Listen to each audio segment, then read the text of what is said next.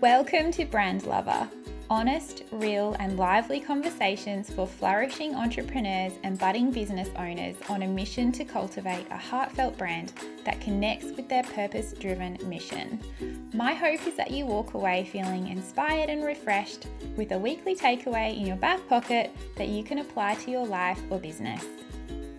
Well, lovely. I'm so glad you're here because this is my very last episode of 2023. I'm putting myself on light duties for the summer school holidays, which means I won't be recording any new podcast content. I will be sharing on social media, but not religiously. And I'm giving myself permission to immerse myself in the magic of motherhood for this season. And I truly, truly do wish that for you as well. The reason that I wanted to share that with you is that I saw a post recently that really irked me. And I'm not one to get that bothered by things really. But this post really got under my skin. And I know that it was meant to be motivational. And from a marketing perspective, it was clearly intended for a target audience that I am far removed from.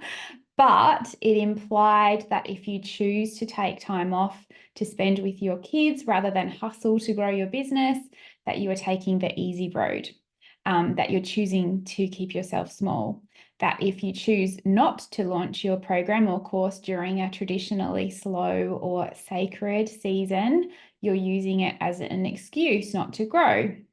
And not only this, it implied that play dates, playgrounds, and quality time with your kids is something you have to suffer through, your business being an avenue to keep you sane through it all. And I'm starting to get a little bit hot under the collar, even just speaking these things. And, you know, to be honest, to some extent, I do understand the temptation to use your business as an escape from the monotonous reality of home life. But over the years, I have learned to surrender deeper and deeper, to delight in the mundane, because that's where the true magic of life is. The mundane of slow mornings, making pancakes, swimming in the pool, collecting seashells at the beach, baking gingerbread men and wrapping our family Secret Santa gifts in festive anticipation is what I live for. These are the things my business facilitates for me, not the other way around. And, you know, you might disagree. Maybe you're in a different season of life or a different season of your business, and that's totally fine. But the post that I'm referring to, it just made me so angry. And maybe it's because I felt like it was some kind of personal attack. I know that it wasn't, but those types of things can. And I am savvy enough at marketing to know that that's like that type of post is intentionally polarizing. She was calling in the hustlers, not the homemakers. But something that I also love about this time of year, on top of all those beautiful festive moments and memories, is the opportunity to rest and reflect on the year that was, with a fresh new door opening to a new year that's just around the corner. I will admit openly that I am a traditionalist when it comes to setting goals. And I know that you can set them anytime, that the time of year really doesn't matter. But a new year to me is like starting a crisp, white, unmarked notebook. It almost carries the smell of anticipation and a tangible sense of excitement. So if you are like me, an anti-hustler who thrives in the slow moments with time to process and reflect, but you also love a process or a guide to follow, keep listening. To thank you for listening to the podcast this year, for sharing it with your friends, for, you know, being part of my email family, clicking on my emails, watching my YouTube videos, and generally just being awesome. I want to share with you my 4-step reflections and gratitude process to help you finish 2023 with clarity and gratitude, and to reset and refocus your goals for a prosperous 2024. So the first part is reflections. We can't really ever find the clarity to move forward until we reflect on the past. So the first question in this part is, how do you feel about your progress in the past 12 months? So these are all kind of journal prompts, really.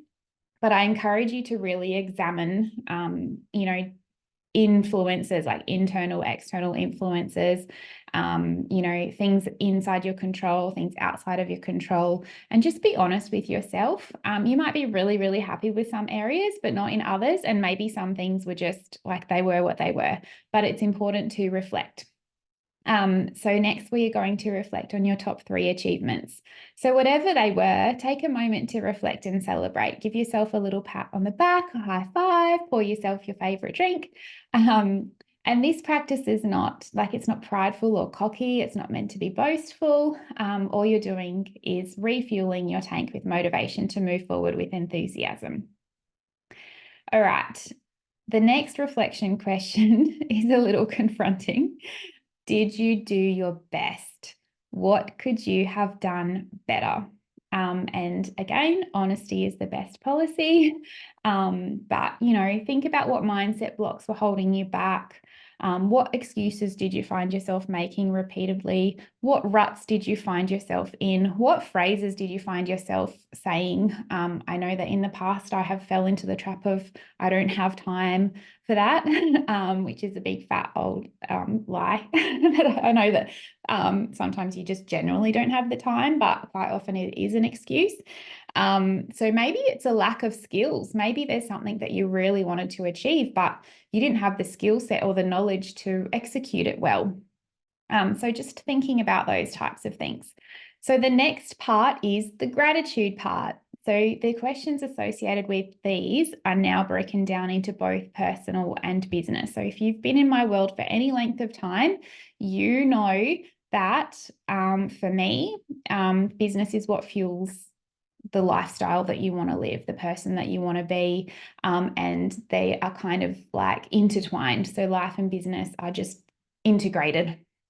So I have separated those because I do 100% also believe that the progress that you make in your personal life and your self-development impacts your business growth 100%.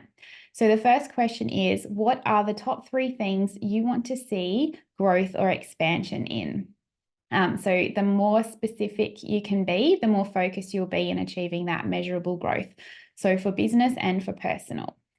The other question is to express gratitude in alignment with these things. So focus on any kind of something that's happened that is associated with that thing that you want to see more of in your life or in your business, and just give thanks for that thing, whether it's just a spark or a trickle or, one client in that area or even just an inquiry. Just give thanks for that. Be so grateful. Because when we're truly thankful for what seems like the small things, we're then allowing space for new growth in that area. All right, so the next phase or part is releasing. What is holding you back? What has been holding you back in 2023? List 3 things that you need to release. Because by pruning toxic habits, relationships, mindset, and even clutter, we're allowing for that fresh new growth. It's like cleaning out the pantry. And the next question is a little bit more philosophical, I suppose, but who do you need to become to achieve what you would like to achieve? Those, to allow for growth and expansion in those 3 top things that you want to achieve. Because we cannot set those lofty goals without aligning our mindset with them. We cannot just skip the whole staircase to the top. Like if you've got big goals, you really need to break it down and sort of ask yourself, who do I need to be making decisions in my business that are going to actually get me to the top of that staircase? All right, so then we have the end game. How do you want to feel at the end of 2024? What will success look or feel like to you? How will you know if you have done your very best? And ideally then you will come around to this reflection and gratitude guide and do the process again. It's like this beautiful loop of up leveling.